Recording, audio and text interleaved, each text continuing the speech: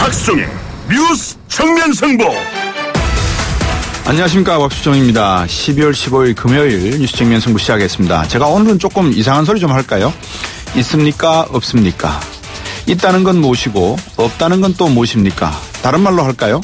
보수는 무엇이고 진보는 뭡니까? 보수의 반대가 진보고 진보의 반대가 보수입니까? 말이 어떨 땐 기쁨이 되고 또 어떨 땐 분노와 슬픔이 되는 거지요. 법대로 살자고요. 이 법자는 물수변에 갈 것자라는 말씀 드렸죠. 물 흐르듯 살자는 게 법대로 살자는 뜻 아닙니까? 상식과 양심대로 살자는 것이기도 하죠. 양심이 보입니까? 상식이 정의가 되세요? 하지만 보이지 않는 양심과 하찮은 상식이 얼마나 무서운지 아십니까? 점적, 천석, 작은 물방울이 바위에 구멍을 뚫는다. 있으니 없고 없으니 있다. 그러니 나도 없고 너도 없다. 이거 다른 말로 무슨 말인지 아십니까? 산은 산이요, 물은 물이다입니다. 뉴스 정면승부 시작하겠습니다.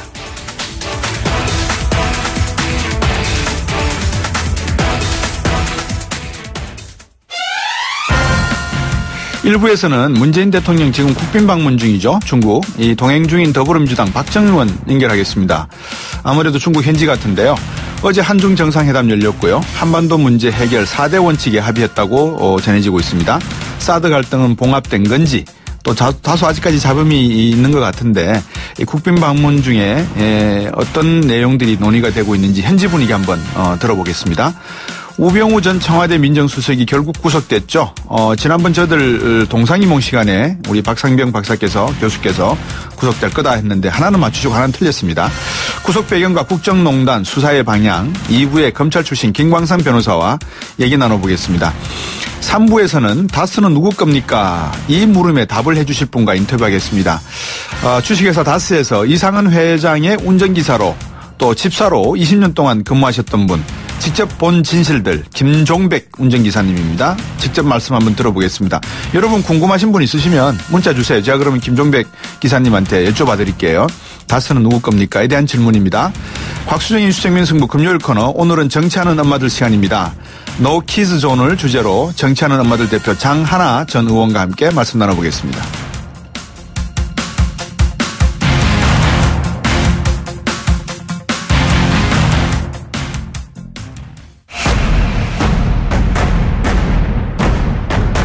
박수종의 뉴스 정면승부. 이 대한민국이라고 하는 거대한 주식회사를 이끄는 CEO 문재인 대통령이죠. 그러다 보니까 이제 세일즈 외교를 많이 해야 됩니다. 그만큼 CEO는 일정이 바쁘죠. 오늘도 베이징 대학에서 강연과 또 충칭 방문도 있었습니다. 충칭은 무엇이 있느냐? 현대자동차가 있죠. 현대기아 자동차. 또 충칭과 시야는 가깝습니다. 청와대는 이번 방문을 통해 이 사드 갈등을 매듭짓고 여러 가지 현안들을 극복해 나가면서 새로운 중국 관계를 이뤄나겠다, 이런 이야기가 들립니다.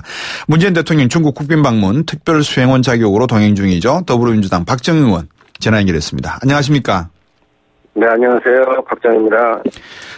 이번 좀 동행하신 걸로 제가 알고 있는데 맞습니까? 네네네. 예. 특별 수행원 자격으로 같이 왔습니다. 예. 현대기아차 공장도 오늘 충칭 가서 보셨습니까? 어떤 의미입니까? 아니, 현대차는 내일 저희가 방문하게 돼 있어요. 아, 그렇습니까? 오늘은 북경제 강연하시고, 예. 그리고 장도장 전인대 상무위원을 만나시고, 예. 그리고 리커창 총리와의 회담이 있어서, 예. 오늘 밤 늦게 충칭으로 떠납니다. 아, 그러시군요. 오늘 베이징 대학에서 어떤 말씀 있으셨습니까? 베이징 대학에서 기본적으로는 미래를 보고 가자, 이런 네. 얘기를 했고요. 예.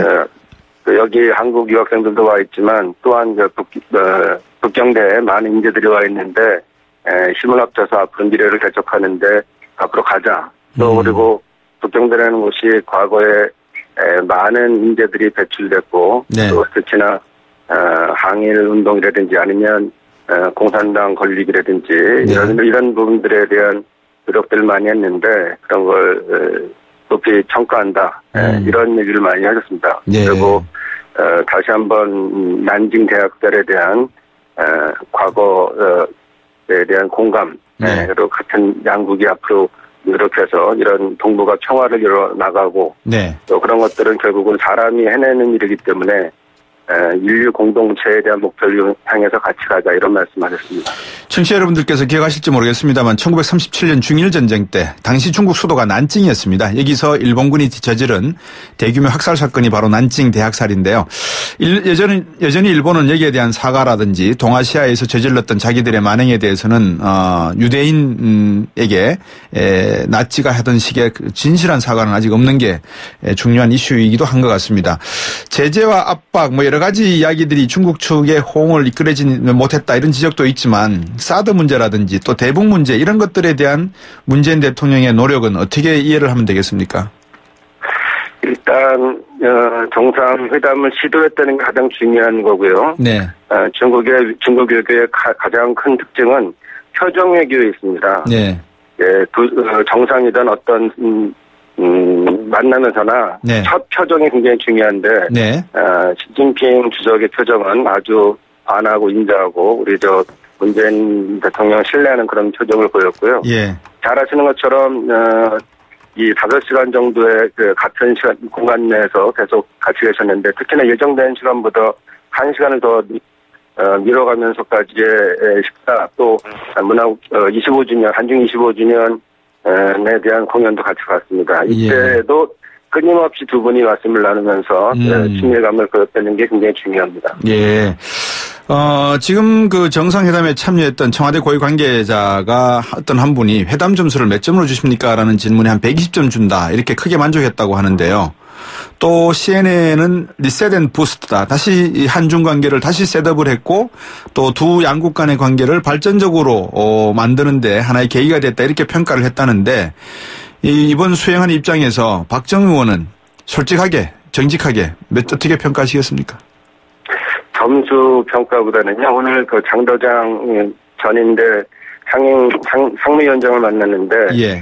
그 자리에서 기본적으로 이번 정상회담의 기본 목표를 문재인 대통령께서 한중 관계 회복에 대한 걸 목표로 두셨다면 예. 기본적으로 다 이루셨다 이렇게 표현했습니다. 예. 그리고 이에 대한 답변을 문재인 대통령께서는 여기서 그치는 게 아니라 앞으로 더 가일층 또 한중 관계가 더 좋아지는 방향으로 노력해 나가자 이렇게 답변하셨고요. 네. 또 다른 한편 다시 볼 수 있는 거는 한 라인을 설치했기 때문에 언제 어디서든지 상의하면서 가겠다는 이것이 미래를 향해서 갈 수 있는 기틀을 만들었다는 데 큰 의미가 있다고 생각합니다. 중국도 한국의 어떤 전략적 의미를 상당히 높이 평가할 수밖에 없을 건데 우리가 아까 표현을 인자한 표정을 지었다는 말씀하셨는데 인자라는 말이 어울릴지는 모르겠습니다만 이제 우리나라도 이 중국에게 할 수 있는 일은 하고 또 할 말은 하고 요구할 거는 요구하는 그런 어떤 전략적 동반자 관계가 맞지 않겠습니까? 그죠? 그렇게 안 한 적이 한 번도 없었고요. 네. 저희가 할 말을 다 하면서 같다고 생각합니다. 네. 약간 다른 말씀 좀 드리자면. 네네, 하시죠. 어제 제가 CCTV 인터내셔널 프로그램을 봤는데. 네. 그 CCTV 인터내셔널에서 한 5개, 6개 정도의 꼭지를 가지고, 주제를 가지고선 방영하는 걸 봤고요. 한 20분 정도 했습니다. 네. 여기에는 한국의 아이돌이 왔다. 라는 설명을 하고, 또 중국 사람들이 한국의 고전 무용을 배우고 또 음식 만드는 걸 배우고 네. 이런 것들도 얘기했고 또 솔직하게 그동안 현대경제연구원에서의 통계를 인용해서 사드 피해로 인해서 이만큼에 대한 것들이 있었다고 말을 한다. 또 등등 또 대통령의 신칭 주석과 같이 열병 집중을 하는 걸 보면 그전에 계속적으로 사드 보복을 했다면 문화적인 또는 한류에 대한 제재를 했었던 것들을 풀지 않겠느냐. 또 그리고 한국민과 중국민의 마음을 푸는 쪽으로에 대한 준비가 다 돼 있다. 이런 생각을 갖게 됐습니다. 예. 근데 기자들한테 주목질은 왜 했나요? 그러게요. 참 있을 수 없는 일이고. 예. 약간 체제에 대한 차이가 있다고 생각합니다. 예. 좋은 일을 앞두고 우리가 참고 넘어가야 될 일인가요? 이건 정확히 따져야죠. 따져 물어야 되고. 예. 또 이미 강경화 외교 장관이 왕이 부장을 통해서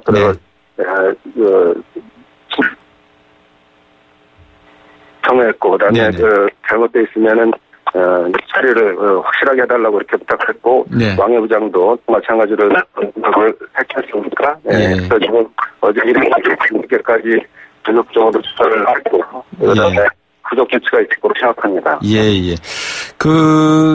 갤레에 대한 여러 가지 이야기가 나왔고, 그런 것에 대해서는 큰 일을 앞두고 있어서 우리들이 중요한 부분은, 사실 한중 관계에 어떤 소원했던 또 오해가 있었던 부분에 대해 푸는 것이 중요하다는 점은 이해가 되지만 대통령을 모시는 또 수행을 하는 기자들에게 국빈 방문이라면 그 나라가 모든 경비를 대는 거 아니겠습니까? 그죠? 맞습니다. 예, 그런 아무리 사설 경호원들을 우리가 코트라에서 썼다고 하지만 그런 경호원들에게 사전에 교육을 시키지 않고 이런 일이 생겼다는 것은 정말 옥의 티가 아닌가 이런 생각이 들어서 제가 여쭤봤고요. 더 중요한 걸 차라리 여쭤보겠습니다. 자, 정상회담 일정 자체에 이번 그 평창 올림픽 관계돼 가지고 혹시 시진핑 주석이 참여나 불참이나 이런 의미가 좀 있었습니까? 어떤 내용이? 본인이 참여한다 안 한다는 얘기 확답은 안 했지만 네. 참석하겠다는 의지를 보인 거로 좀 보고요. 그렇지 않으면 본인 확답을 할 수는 없지 않습니까? 이 중국에서 어떤 일이 벌어질지 모르니까. 그러니까 본인이 참석을 못하면 또 다른 최고 지도자를 보내겠다 이렇게 얘기를 했고 제가 아는 중국의 스타일상 외교 스타일상 즉답을 취하는 것이 중국의 외교 스타일입니다. 우리가 왜 근데 많은 분들이 그런 이야기를 하세요. 평창 올림픽 개최를 문재인 대통령께서 전에는 반대하셨다는 이런 이야기들이 자꾸 그 SNS상에 올라오는데 이게 사실관계가 어떻게 되는 겁니까?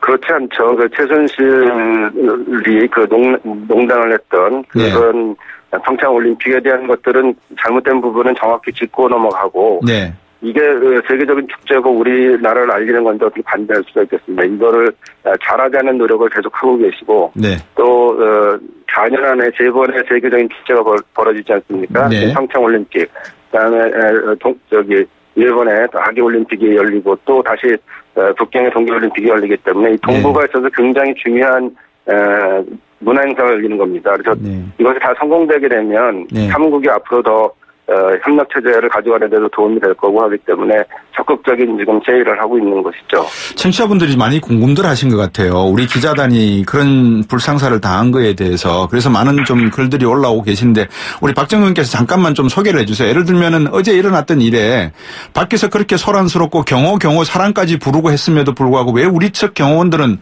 아무런 반응이 없었습니까? 못 들었습니까? 그 내용을? 네, 제 현장에 없어서는 정확히 알지 못하겠는데요. 아마 대통령 근접 경호를 하느라고 안으로 들어갔고 제일 문제는 거기 행사장이 생각보다 규모가 작아서 그렇게 많은 인원이 몰리면서 불상사가 일어났는데 앞으로도 그런 것들을 조금 더 생각해 볼 필요는 있다. 이런 것들이 코트라의 문제라고 하기보다도 전반적인 거 더 국가가 시스템을 만들어서 더 확인할 게 필요하다는 반성은 할 필요가 있다고 생각합니다.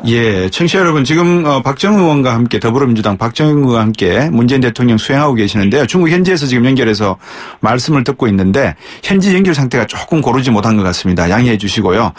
계속해서 그래도 말씀을 좀 궁금한 게 많아서 언제 돌아오시면 또 한번 부탁을 드리겠지만 중국 왕이 부장은 이번 사건의 심각성을 공감했다 이렇게 말을 했죠. 박정우 의원님? 네네.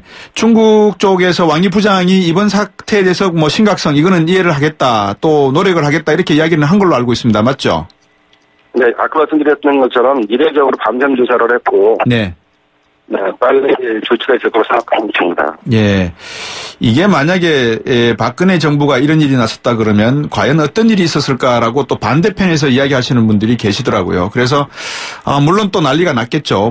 보나면 윤창중 사건도 있었습니다만 이거는 하지만 우리나라의 어떤 대통령을 수행하고 있는 기자단에 대한 폭행건이라서 상당히 좀 중요한 내용이지 않나. 그래서 반드시 이거는 청와대를 비롯해서 책임을 물어주셨으면 하는 생각이 국민들의 바람인 것 같아요. 맞습니다. 내일 돌아오십니까? 조금 더 이해해 주실 거는 그전과는 다르게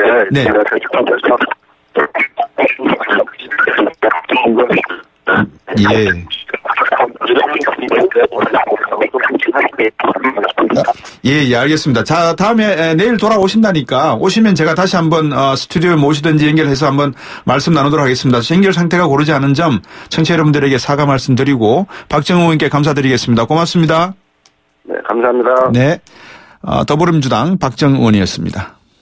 입으로 오겠습니다.